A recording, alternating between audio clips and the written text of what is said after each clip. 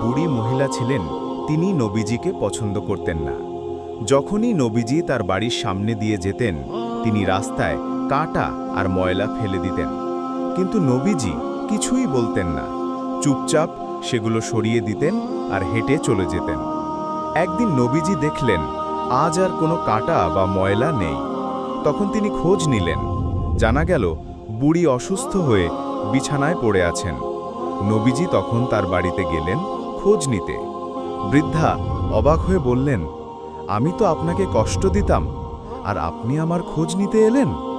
নবীজি শান্তভাবে বললেন, আমার ধর্ম আমাকে শিখিয়েছে মানুষের প্রতি দয়া করতে।